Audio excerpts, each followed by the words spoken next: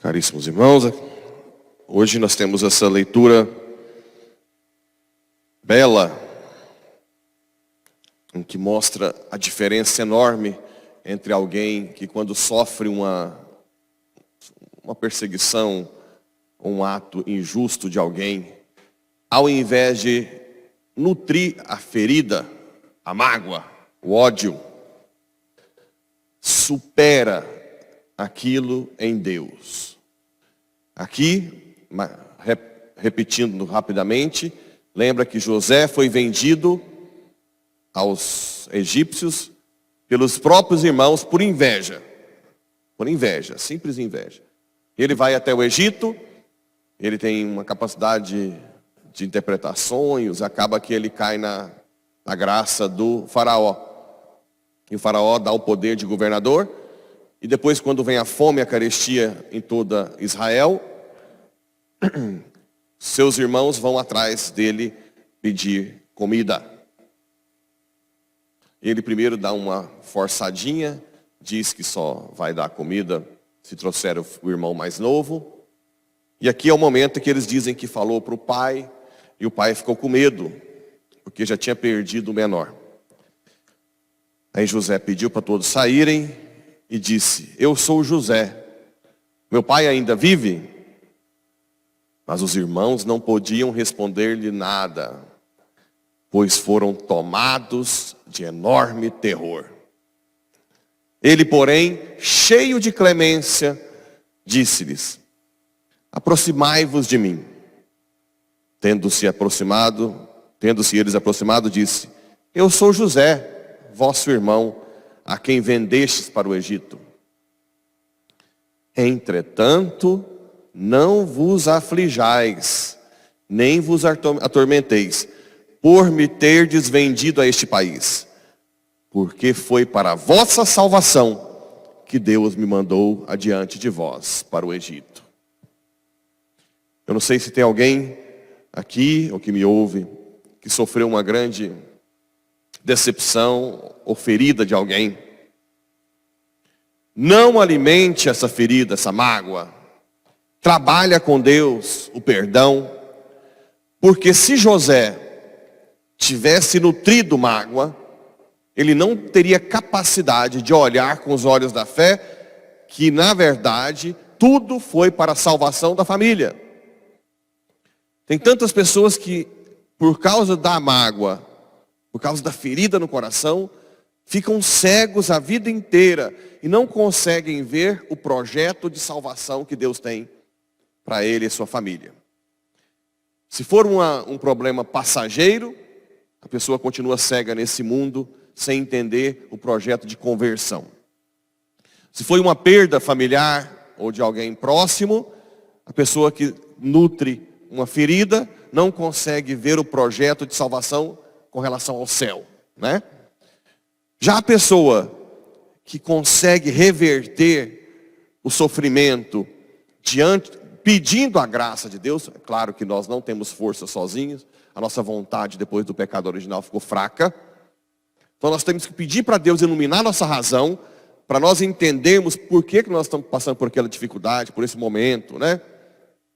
Por essa dificuldade de doença, perda familiar, financeira, humilhações no trabalho, seja lá onde for.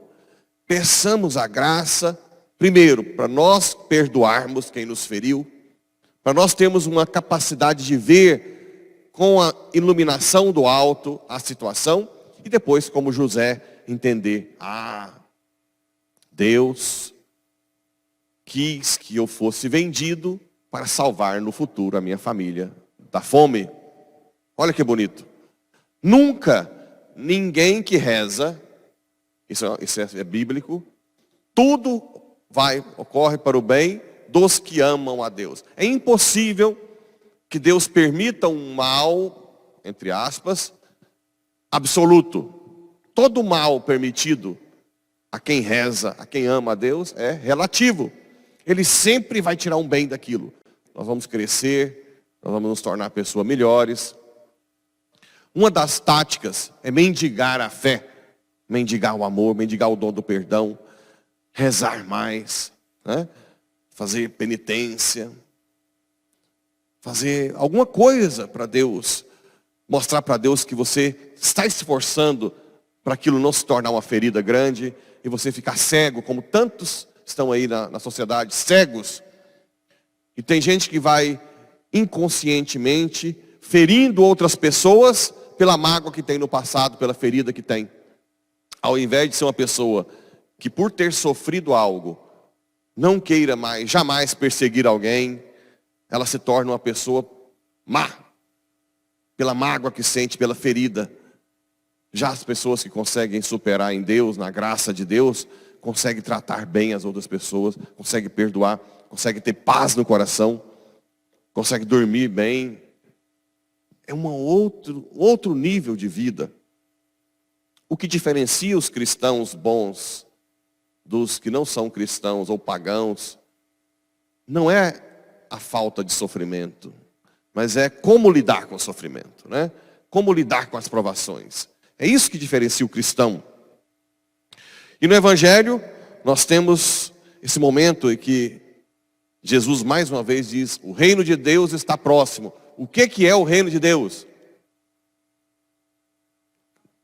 A relação com Deus, né? Lembra que com o pecado original houve uma ruptura do povo.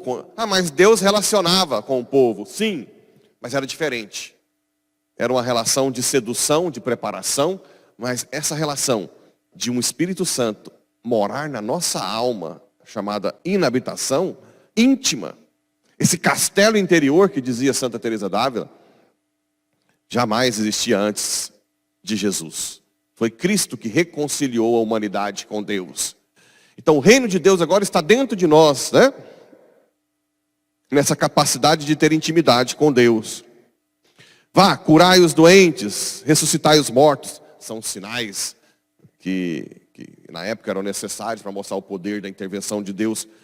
Hoje não é tão necessário, porque a própria história da igreja, a indefectibilidade da igreja, né? Na história já mostra a credibilidade. Mas na época, tinha que ter esses sinais prodigiosos. Não leveis ouro nem prata, nem sacola, nem duas túnicas, nem sandálias, porque o operário tem direito ao seu sustento. Aqui está dizendo que o missionário, o religioso, o padre, deve ser ajudado pelos leigos, né? Cada um tem que ter consciência, o dízimo, a oferta. Por isso que Jesus não quer que muitos de nós trabalhemos, né, fora. Poderia, sim, mas se tivesse uma quantidade de padres boa, né? Se estivesse na África, por exemplo, se eu estivesse na África, provavelmente eu ia ter que também trabalhar de médico. Tem alguns padres que trabalham como médico.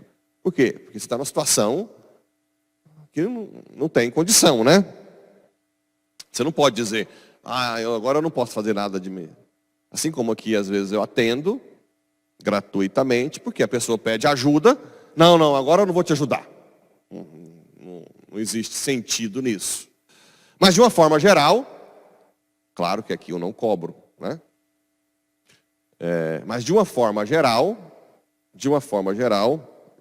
Deus não quer que as pessoas dedicadas totalmente a Ele trabalhem por dinheiro. De uma forma geral, né? Também existem locais aí que trabalham e às vezes ajuda na congregação e assim por diante. Depende de cada caso.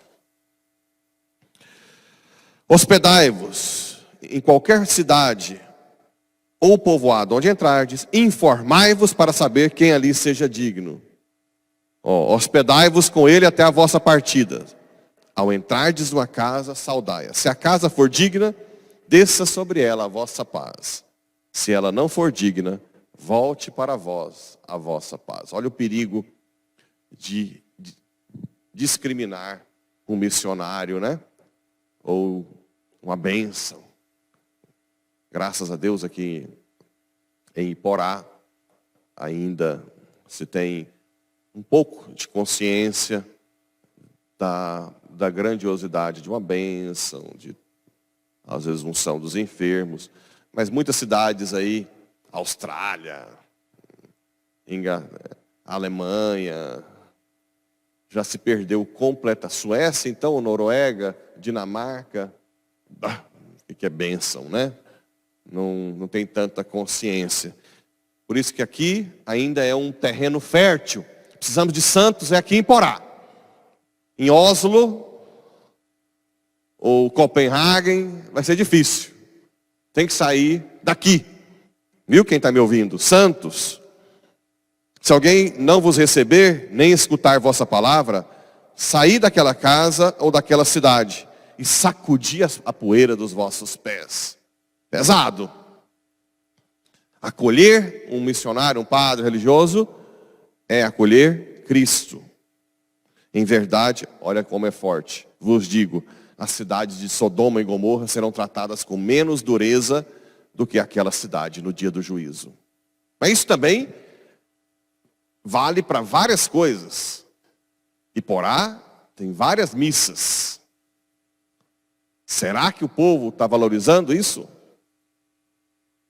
Será que você está participando com o esforço que deveria? E Porá tem adoração eucarística, até com o Santíssimo exposto. Você está aproveitando isso? Tudo isso é desprezo. Não esqueçam disso. E Porá tem formação. E Porá tem muita coisa que no julgamento final vai ser colocado em peso. Ou vocês acham que vocês vão ser julgados da mesma forma que um ribeirinho da Amazônia, que vê um padre a cada 6 meses, que não tem eucaristia, que não tem confissão tão facilmente? Eles vão ser julgados com muito menos rigor. Muito menos. A quem é dado, será cobrado. Mas eu ainda tenho esperança que daqui de Porá saiam muitos santos. Assim seja. Ofertório.